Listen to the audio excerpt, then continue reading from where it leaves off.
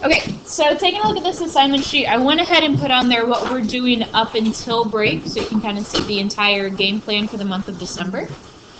So last class we did our ratios, proportions, yada yada, and today we're going to talk about 3 ways to prove triangles similar.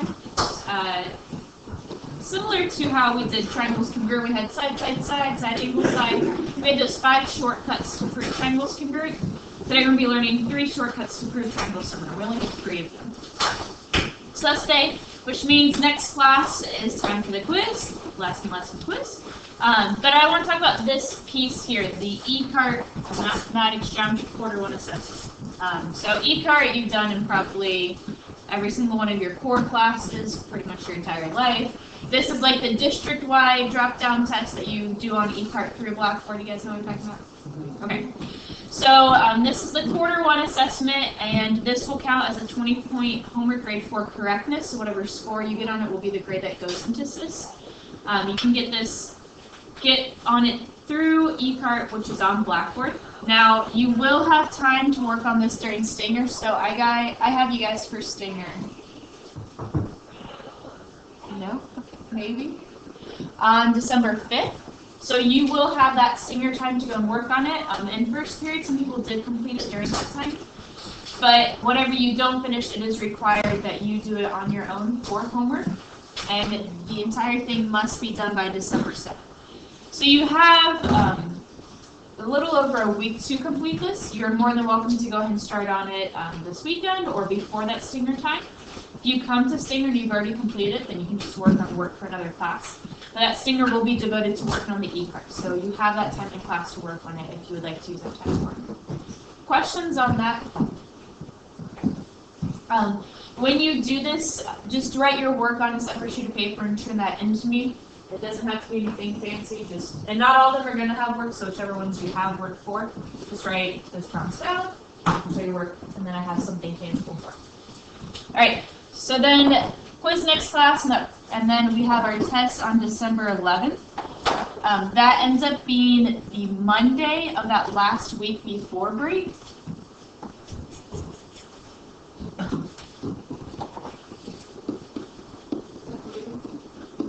This is on Monday, so that night you'll have practice or homework practicing factoring, which we've been doing throughout the year. And then on that Wednesday, we're going to go ahead and learn a little topic, relationships within a triangle. Some of it you've already done before, doing the Pythagorean theorem. I know you guys did that before. But then also the new thing that we'll learn is how can you tell which angle is the smallest angle, which angle is the largest angle based upon just having the sides. So pretty short, simple topic. So we will learn that day. You'll have homework over it. And the next class we'll have a quiz, so we'll review and take the quiz over what we learned here, as well as some factoring. So that'll be on that Friday. And then that brings us to, right, so the rest of 2017. So you have all that there in front of you, so you can kind of anticipate what's going on. But notice we do have a quiz next class, test on that Monday, that last week, and then we will continue learning just a little bit of our next unit, and then we'll have a quiz over that before break. Questions with the pacing there? So if you're someone that you know you're going to be gone on that Friday, make sure you let me know so we can have you make it up on Thursday before you leave. Okay, so go ahead and have your homework out. I'll be coming around to check that. Alright, so today we are continuing with lesson 2, proving triangles similar. And like I said earlier, we have 3 ways to do this, 3 shortcut methods. Before we learned any of these postulates or theorems, in order to show that 2 triangles were similar, we had to show each set of corresponding angles congruent and each set of corresponding sides having the same ratio. What does that mean if 2 things have the same ratio? What do we call them? Starts with a P. Proportional. Yeah, so proportion is just 2 ratios that are equal. So if I have 2 things of the same ratio, they're proportional. Alright, so that's the key difference between congruent and similar. Congruent, we had to have that the sides weren't the same. Similar, that they're proportional. Alright, so let's go and take a look at our first method. This is kind of recapping what we did at the end of last class, but the angle-angle similarity postulate. So if two angles of one triangle are congruent to two angles of another triangle, then those two triangles are similar.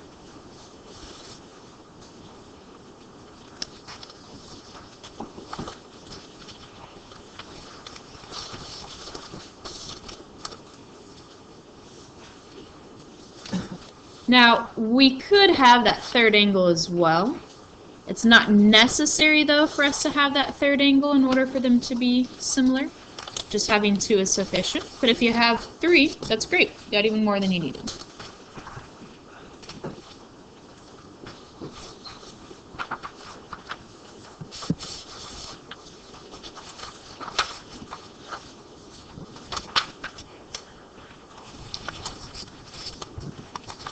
So it's going to take a look at a picture that kind of represents this. Let me rewrite this a little bit nicer.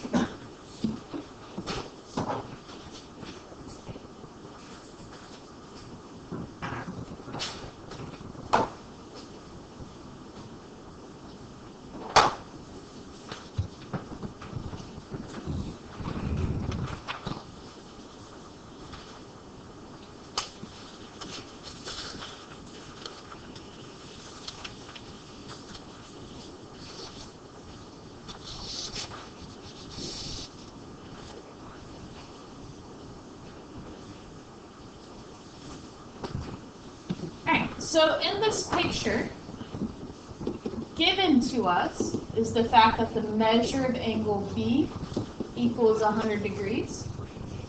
The measure of angle Y is also 100 degrees. The measure of angle C is 17 degrees. And the measure of angle Z is also 17 degrees. So we have that those corresponding measures are the same, which means then that our corresponding angles are congruent. Again, we don't have to worry about having that third angle, simply because the third angle theorem tells me that if I have the two sets of angles, and by automatically the third angle is congruent. But so here I've been given that information, so then I can go ahead and make my statement that triangle ABC is similar to triangle XYZ.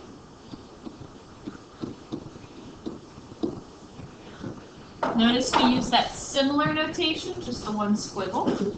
And we are still very concerned about what order my letters are in. I see that B and Y have the same angle measure, so I need to make sure B and Y are in the same location. Same with C and C. So this is what you kind of used on parts of your homework last night. We touched on at the end of last class. We'll continue to use it today. So like congruent is like one they have the same shape, like size too? Yeah, shapes are congruent when it's the same shape and same size. Shapes are similar when it's the same shape but different sizes. So here, now we can just see visually that one looks bigger than the other, but this would be an example where it's similar, not congruent, because it's the same shape in terms that it's a triangle with these three angle measures, but my side lengths could be different. So it's kind of like a zoomed in or zoomed out version. Other questions so far? Okay. So let's take a look at the second one. Side angle side similarity theorem. Now notice that for both of these we do have that shortened version. We could just say AA squiggle cost and SAS squiggle theorem.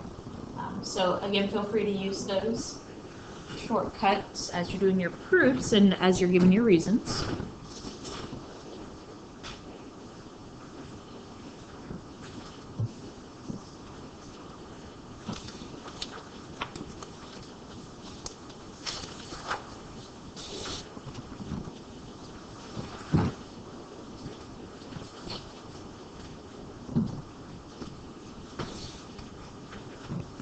Do we have to say the postulate and the theorem also?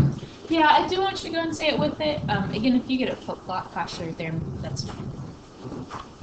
Alright, so our side angle side similarity theorem.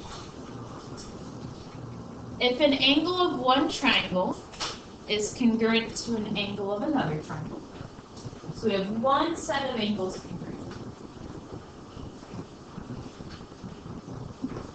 And then the sides containing those angles are proportional, and the triangles are similar. So again, if an angle of one triangle is congruent to an angle of another triangle, and the sides containing those angles are proportional, and the triangles are similar. That down, we'll take a look at it.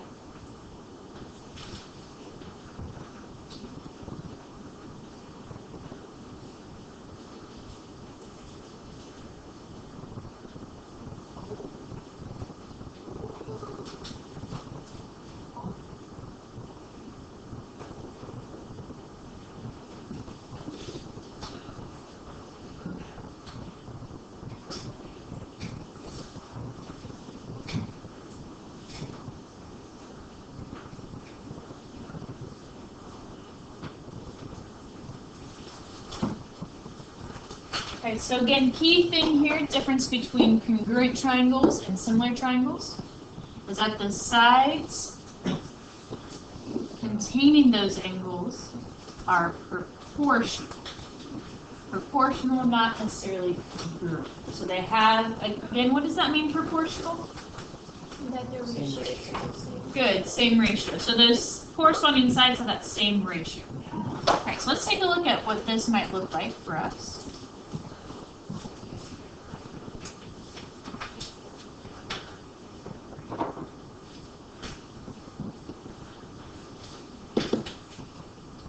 And let's go ahead and fill in some values here.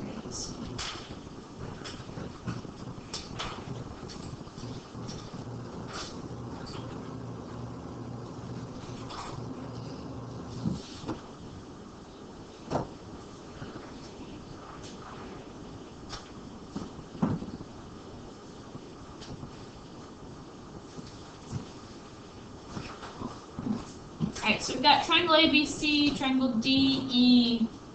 I don't know what happened to F. And we've got angle C and angle G are congruent, so that was given to us.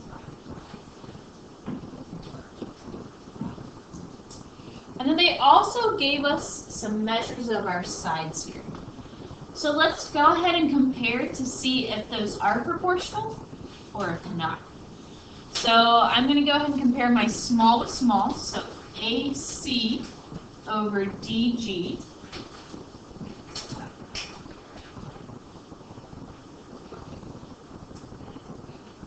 Maybe.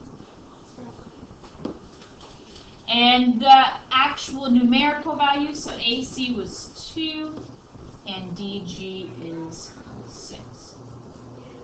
Alright. So that's one set of sides that contains that angle. Now let's take a look at our other set of sides. So again, let's go with the bigger side. So BC compared to EG.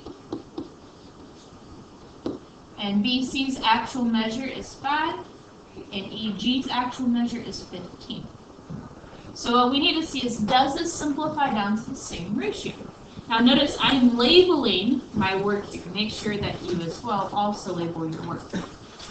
Alright, so let's check and see. What are 2 and 6 both divisible by? 2. So this becomes then 1. Alright, 2 divided by 2 is 1, 6 divided by 2 is 3. What are 5 and 15 both divisible by? 5. So what does this reduce down to? 100. Ooh, beautiful. So we have that those are the same ratio.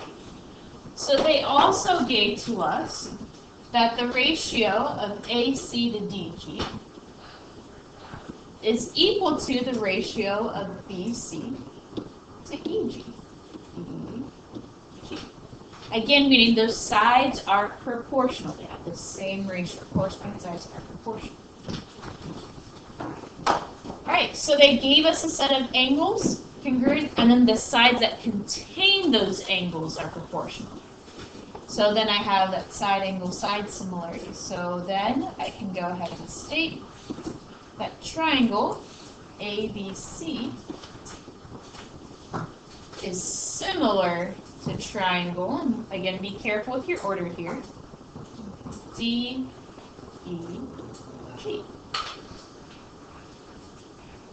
So this is just a straight example of my side angle side similarity theorem here. Again, I have one set of congruent angles, and then the sides that make up them.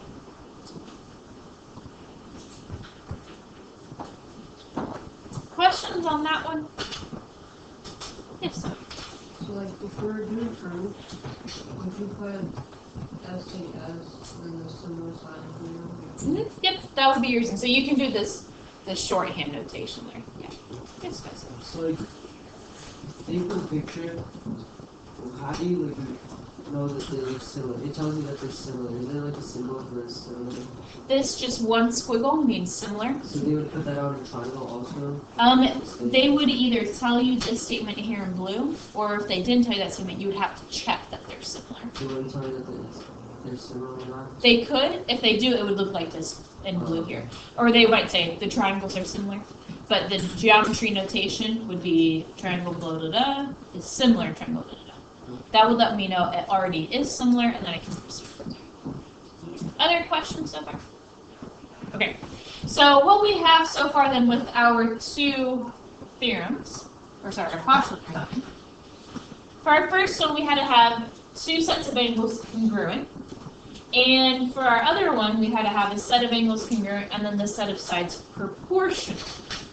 So our third one is called side-side-side similarity theorem.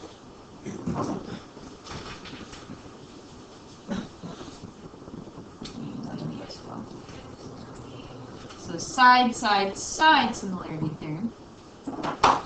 So again, angle, angles were congruent. Side angle, side, set of angles congruent, and then the sides proportional.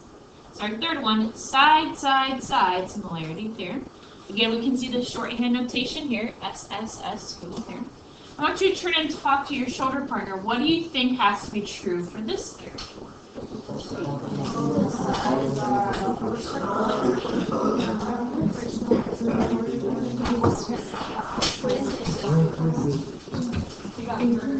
All right, I hear quite a few good responses. What has to be true about our sides? Proportional. And again, good. It's proportional, not congruent. So if the corresponding sides of two triangles are proportional, I'm going to go and highlight that because the key thing there, are proportional, then the triangles are similar. This may be one of the more basic in idea, but usually one of the longest in terms of work. Because what we have to do then is check that every set of sides has the same ratio. Which is fine. Just a little bit more work than some of you. So again, if the corresponding sides of two triangles are proportional, then the triangles are similar. So let's go ahead and take a look at this guy. Let's see.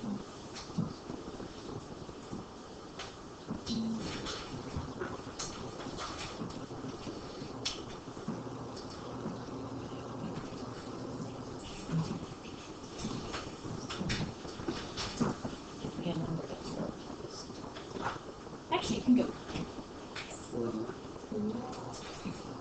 I like that. 40 is a little bit away from this.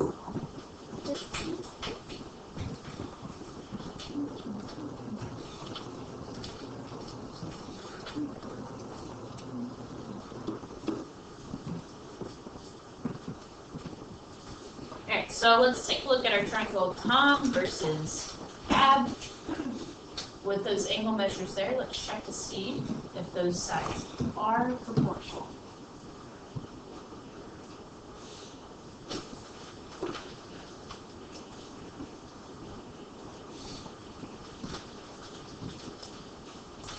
Alright, so for this particular picture, they did not tell us the triangles are similar. Let's see if they are by this theorem here. Remember, if they don't tell us the order, we need to match up small with small, medium with medium, big with big. So let's take a look and see. TO is definitely my smallest over here. What's my smallest on my CAD triangle? Good. So I'm going to check those values. And then I've got our medium is TN compared with which side? CB. And then my largest is OM compared with AB. So again, notice we are labeling each set of ratios. Let's go and fill in the values and simplify to see what we get. Alright, so let's see, TO is 2, CA is 6, TM is 4, CB is 12, OM is 8, and EA is 24. Alright. Let's go and simplify. This sounds pretty familiar. What's 2, 6 reduced down to? 1/3. Oh my goodness, that ratio just keeps popping up. 4 12s 1/3. and 8 over 24? 1/3. Now, just because you get 2 of them the same, don't automatically assume that third one will be the same. You have to check that and see. I've seen multiple times students on a quiz or test, they get 2 of them the same and they think that they're good to go. They don't even check the math and just write it for the third one. They get the problem wrong. So make sure you truly check your math for each one. So here we have all 3 are the same. We'll just write it underneath here. So they gave us that the ratio of TO to CA is the same as the ratio of TM to CB, which is the same as the ratio of OM to AB. So then I can go ahead and say that the triangles are similar. So got Tom, similar. Let's make sure we have in the right order. TOM, CAB. I like that. So when you're encountering a problem, for here we're kind of just looking at everything with it. If this were a problem where it said, are the triangles similar? If so, state how you know, or the similarity statement. I do want to see this work here in red, in that green there. And then you can just go ahead and make your similarity statement there. You have to give the given also, or no? No, this given piece, this is just so you can kind of see we were given that the sides were proportional, thus the triangles are similar. But when we're determining it, just show that those ratios are the same, and then you can go and say it. Yes? Will you know like the corresponding ones, like the corresponding signs, like all the time? You will have a way to figure it out. So if they give you the similarity statement, you'll pull it from there. If they don't, then you're just going to want to match up small with small, mean with mean. And do be careful, guys, because these pictures could be turned, they could be flipped, they could be twisted. So make sure you are matching up the proper sides. Other questions before we do some practice problems with this? Yeah. Okay. So I'm copying down this picture. Are the triangles similar? How do you know? And solve for x. Yeah.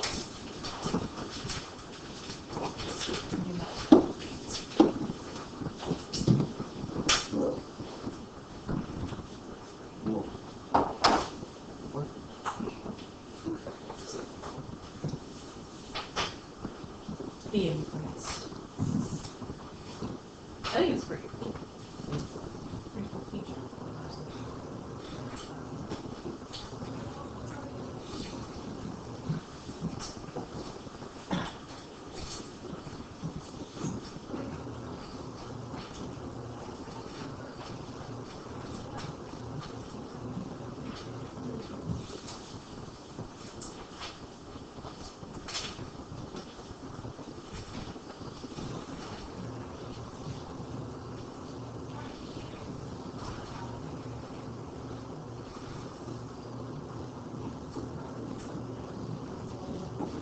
So again, are the triangles similar?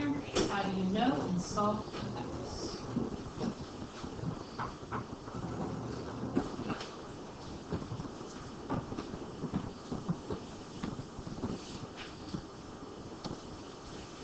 Alright, so first let's tackle, are the triangles similar? What else do we know about these pictures aside from the information given to us? They're, equal angular. Yeah, they're equilateral, which means equiangular. Equilateral, all their sides are the same. Now they're different lengths, but the sides are the same, which means they're equiangular. So So they're equal angular. What do I know about my individual angles? Good. These are all 60 degrees. And is that true for my smaller one as well? Yeah. This is also 60 degrees each. So based upon just that information, can I use one of my postulates from here? Yes. Which one? Yeah, the angle-angle similarity. We've got all three, even better than just having the two. So are the triangles similar? Yes. By angle similarity function. And then let's go and solve for x. Now, we've got a few different ways to solve for x. I'm going to go ahead and match up. Here I've got 10x minus 10 over 10 equals 2x over 4. Now, again, we could go ahead and simplify. I could have also set this up as 10x minus 10 over 2x equals 10 over 4. Or I could have gone from right to left. It doesn't matter as long as you maintain that same order. And if you notice here, that property of proportion says I can just switch diagonal. That's all that we did there. Right? Let's go Imani first. Could you also prove an angle similar from isosceles things? Like, could you use that? I didn't. Because I saw that they were with those. Yeah, so like you said, hey, this is isosceles, so that's going to be congruent, and this is isosceles, so that's congruent. I'm going to say yes with a hesitation there. So yes, that works solely because it is also equilateral, because I could have two isosceles triangles that have different angle measures, right? So just be careful with that. It's true because we have isosceles basically all the way around, which makes them all the same measure. But just be careful because just because I have two isosceles triangles doesn't make them similar. Yes, Can you simplify the 10x minus 10? Yeah. So in both cases here, regardless of which way you set up, simplify before you start solving. Here, I could simplify this, so it's 1x minus 1 over just 1. I could also reduce this here over 2, so that it's just 1x over 2. And this bottom one, I could go ahead and simplify this down, so it's 5 halves. If you wanted to, you could also simplify this down, so that it's 5x minus 5 over just x. Yeah, go ahead and simplify so that it's smaller numbers to work with. Wait, can you solve for x just by doing like 10x minus 10 equals 10? Yes. Okay, so Jalen's ahead of my thinking process here. There is another way that we can do this, simply because these are equilateral triangles.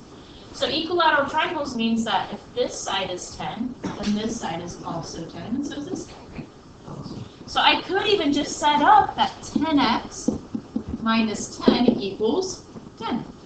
Or, even easier, on our other triangle here, each of these are 4, so I could set up even just that 2x equals 4. Right? Does that make sense? So regardless of which method you used, you get the same answer of what?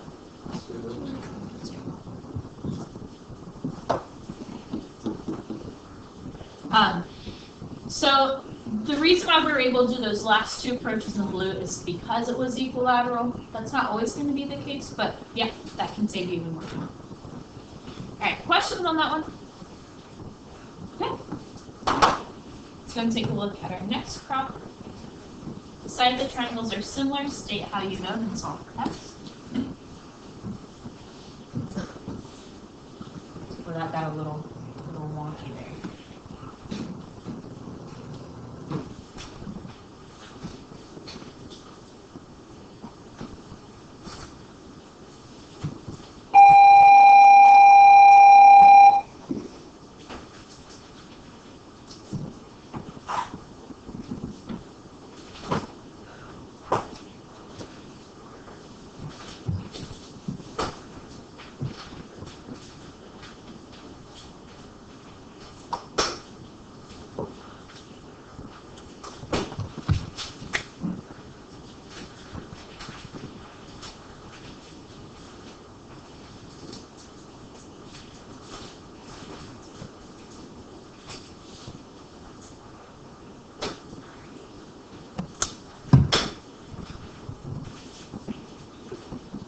So for this one here, is there any, whoops. Is there any information that we can add to our diagram here that wasn't given to us? Those angles are from vertical angles. Beautiful. So our vertical angles are congruent. I have vertical angles there. And so that's actually going to be helpful for us. Because if we tried side, side, side, I don't know what this measure actually is. So I couldn't find out what that ratio is. Because I have to first decide if they're similar before I can actually use if they're similar. So we couldn't use side, side, side. We only know one side of angles, so we have to try the approach of side, angle, side.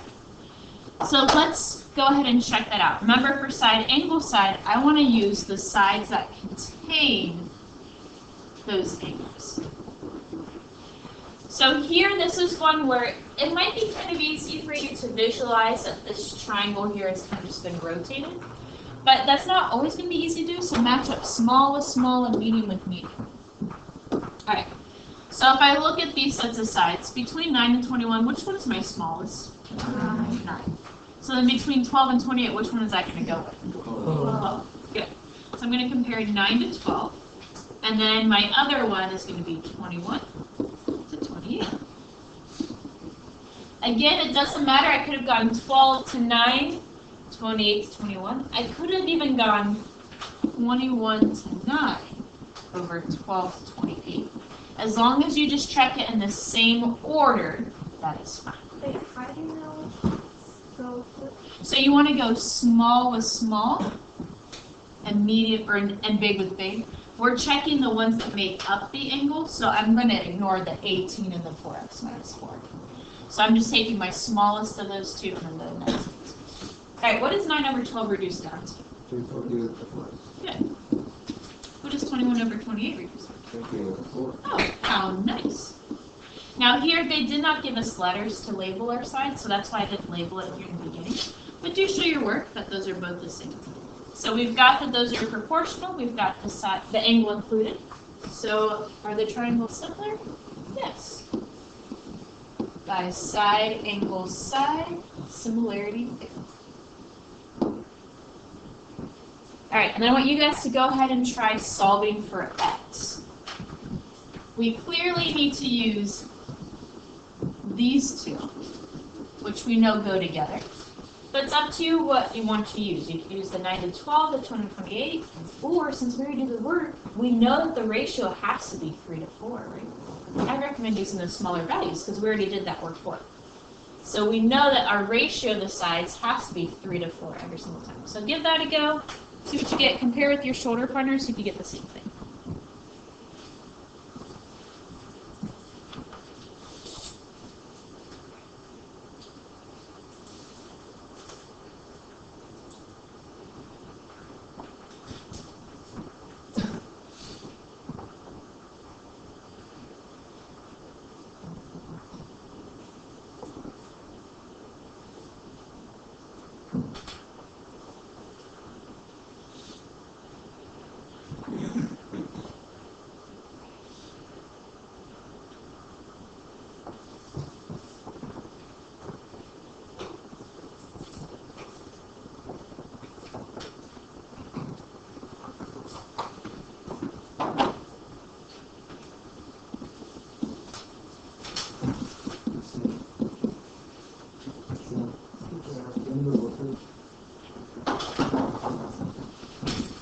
Alright, did we do this here as our setup?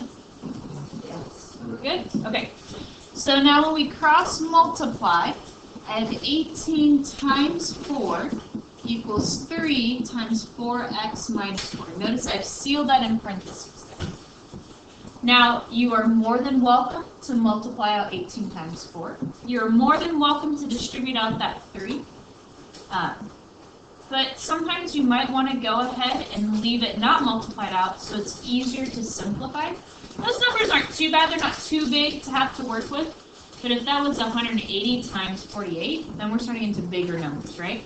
So I'm just going to go ahead and divide both sides by 3. That reduces that 3 in front.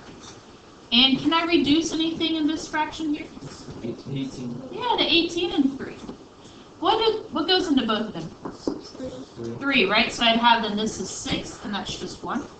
So now this is a lot easier to work with. 6 times 4 is just 24 equals 4x minus 4. So then I get 28 equals 4x, and x equals 7.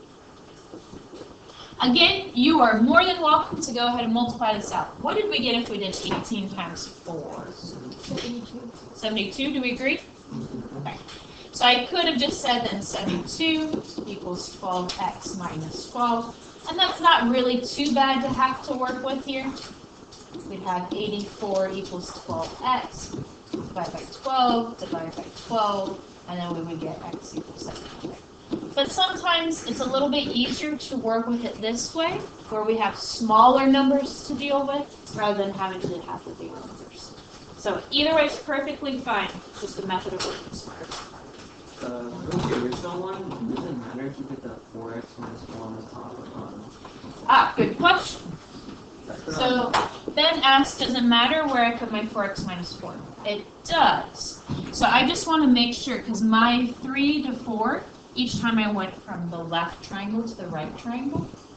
So this is my left to the right triangle. So when I set that up over here, I want to make sure I put the left measure on top and the right measure below, just to keep that same order. So it's left to right, left to right. So that's why I chose 18 on top, 4x minus 1. Oh, I did it the other way and I still got this. Did you flip-flop your 4/3? No. Ooh. Normally that does not happen.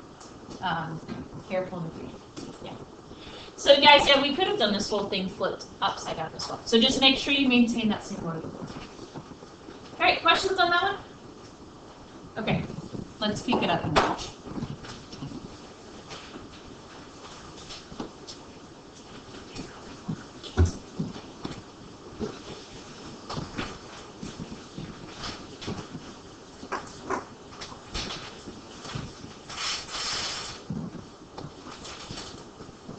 Are the triangles similar? So state how you know and then solve for x.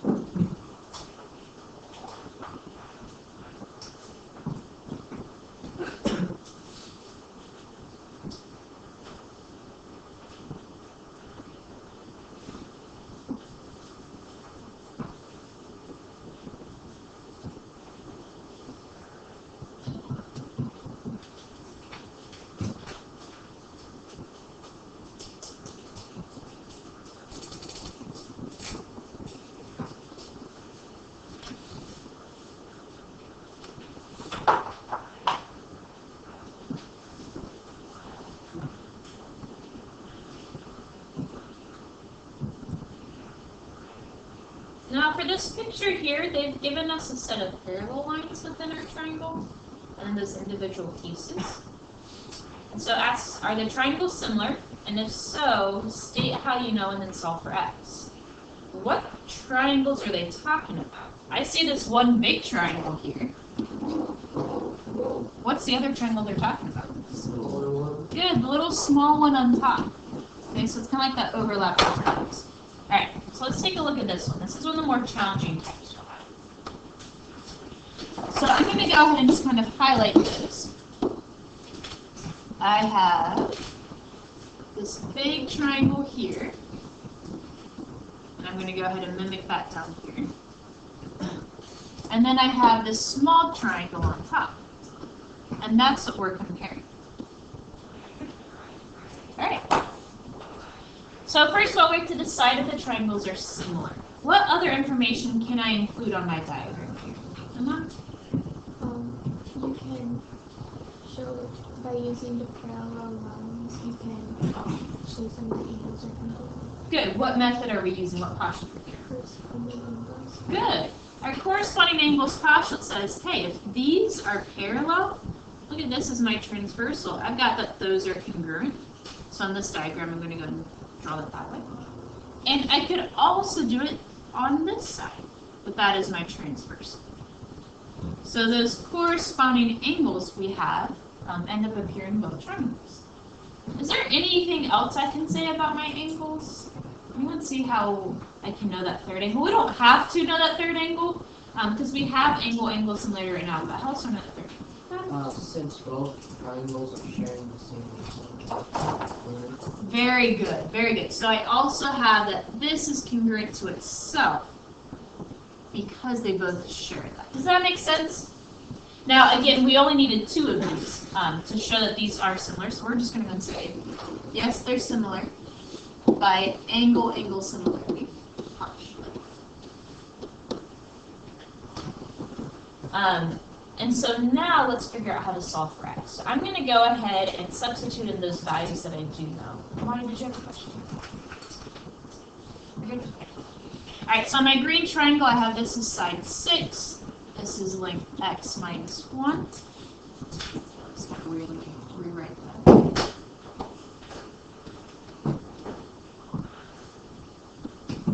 Alright, now in my blue triangle, I have this as side length 2x plus 4. What is this side length here? 6 plus x. Good, 6 plus x. Now, when you're doing your problem, I would highly recommend as soon as you see that that's broken up into pieces, go ahead and mark the whole thing as 6 plus x. That's the biggest mistake I see with these types of problems. Students think it's just 6 or just x. Alright, so now let's go ahead and set up our proportion. Alright, so another way, Ben, that we can know which sides go with what is here I can see that in between the 1 arc and the 2 arc, those sides correspond together. Between the 2 and the 3 arc, those sides correspond together. Alright, so let's go ahead and set up a proportion. Again, you can go about it a different order than I do. Just make sure you maintain your same order. So I'm going to go my blue to green or my left to right, or big to small if you would. So 2x plus 4. So x minus 1 would be the same ratio as 6 plus x to 6. So notice I went left to right, maintain that order. Again, I could have said 6 plus x over 2x plus 4 is equal to 6 over x minus 1. Again, that's really just changing that diagonal there, where I have the 6x, or 6 plus x with my 2x plus 1. It does not matter, as long as you maintain that order. Okay, so let's go ahead and cross multiply here. So I have 6 times 2x plus 4 is equal to x minus 1 times 6 plus x. A lot of parentheses happening there. Make sure you don't lose your parentheses. Now, this isn't one that we can easily simplify before solving. So let's go ahead and distribute over here. 12x plus 24. What do I have to do on the right side? Foil, good, foil. Or double distribute, right? We've got a foil. So we've got 6x plus x squared minus 6 minus x. Does that make sense with this? Could you simplify the 6 over 6? Great question. Can we simplify the 6 plus x over 6? Am I allowed to do this? No. No. We have to be able to reduce with every term in our numerator. It's kind of like, if you think of it this way, 2 plus 3 over 2. Does that just become 3? Or just 1? Nope, that'd be 5 halves, right? So guys, it's a good thing to do. If you're ever not sure, be like, is this something I can do? Come up with just a little example to see if it works for it. Because a lot of times you'll see that that is a mistake that's made. Good question. Okay, I see a bunch of x's. I even see an x squared. What does that hint I'm going to have to do? Factor. All right, so you guys go and give it a try. Move everything to one side, factor and solve. See what you get. What's your last one? We have one more we're doing after this.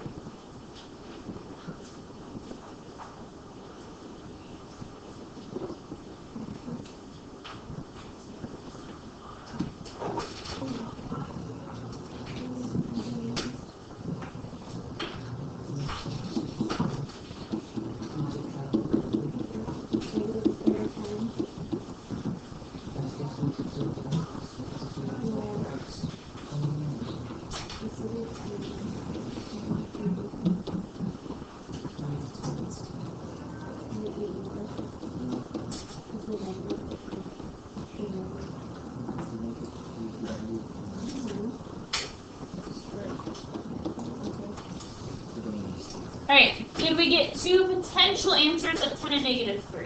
Yeah. Questions on how we got there? Are we all good with that? Alright, can we take both? One of them or none of them? Which one? 10. Good. Just because it's negative doesn't mean we throw it out. I have to check it back into my problem. And negative 3 minus 1 gives me a negative. 2 times negative 3 there. That each one would actually give me an issue because they don't give me. Good. Questions with that? Okay. Let's take a look at this guy. Yep, word problems.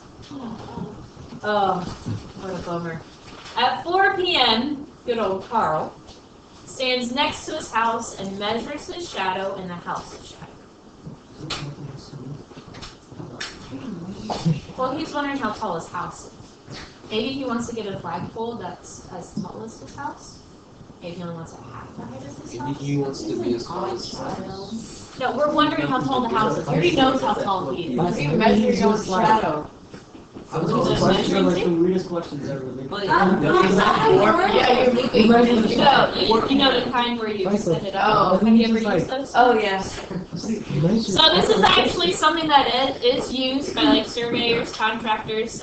If you want to know the height of something and you don't have a means of measuring something that tall, you can use something that you do know the height of to estimate the height of an unknown object. So this is actually real life stuff. Well, if you can measure the house's shadow, wouldn't you be able to measure the house? Not necessarily. Depending on the time of day, think about how short or long the shadow is.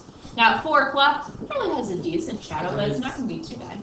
But if his shadow is longer than him, then isn't the house's shadow longer than the house? For this one, yeah. I'm disappointed. Alright, so go ahead and copy this down. Also, I know very like just get a measuring tape, get on a ladder. Well, if it's not. Well, you can just mark it. You can get like a ruler and then mark it. You're gonna use a ruler for 48-foot long You shadow? can work. You mark it. Yeah, mark it like. Alright, copy this down. Copy this down. Fine, next time we'll actually be hyper. That's even worse. Yeah, because it's taller, so it's harder to do. Oh. Alright, so we've got Carl's shadow is 8 feet long, the house's shadow is 48 feet long. If Carl's 6 feet tall, how tall is his house? We're going to draw a picture with this to kind of help us gather what's happening here. Similar triangles does come into play with this. Jaden, were you like the black seeds? I did this in like Did you guys use like the protractor with the little straw on it? Or is that something different? I did this in fourth grade and my teacher hated it. Teachers don't hate. That's a lot. What? Okay, there are some rare exceptions. We don't hate. Alright, so let's go ahead and draw a picture to mimic this. before we even saw the problem. Yeah, I don't know. We touched this before we came to the Here is little Carl. Carl was tall. He was pretty tall near that house. It's like a third of the height of that. When you get Alright, so we've got a house, we've got Carl sitting next to it. And we're dealing with shadows, so let's go ahead and draw in a sun to kind of show that there are shadows happening. Alright, so Carl's shadow, and then we have the house's shadow. Ideally, it's longer than Carl's shadow here. Alright, and how tall did they say Carl is? 6 feet. 6 feet tall. How long was his shadow? 8 8 feet. feet, really much. Alright, and do we know the height of the house? No. So I'm going to call the height of the house X. X. And what was the length of the shadow? 8. Okay. So what we can do with these is go ahead and connect drawing in a triangle. What we have for each of these is that it actually makes a right triangle. Now when we're dealing with our problems here, we are assuming that we're standing perpendicular to the ground. That house was built upright, not on a slant. Not the Leaning Tower Pisa. And Carl is standing upright. He's not leaning off to the side. So we have that these are both right triangles. And also, the sun is hitting them at the same angle. So we have that our shadows and that angle at which the sun's hitting it, that gives us that same angle there. So we have, anytime we have this situation, these triangles are similar by that angle similar. So we can set up our proportion here. So I've got Carl, 6 to 8, would be equal to the house, x to 48. Again, you could go 6 to x, 8 to 48, or vice versa. We can use Carl's ratio and the house's ratio, and then solve from there. So when we, actually, let's simplify real quick. What is it? 3 and 3 fourths. Alright, so now let's cross multiply. 3 times 48 equals 4 times x. Again, I'm going to just go ahead and divide by 4. Can I reduce 4 with anything? Yeah, what's 48 and 4 reduced down to? Well, what's 3 times 12? I disagree. 36. Alright, so let's go and answer it. How tall is this house? 36 would be Oh, I'm so glad you guys used units there. Carl's house is 36 feet inches tall. Oh, good. Alright, so your homework is lesson 2 homework worksheet. Can you pass it out?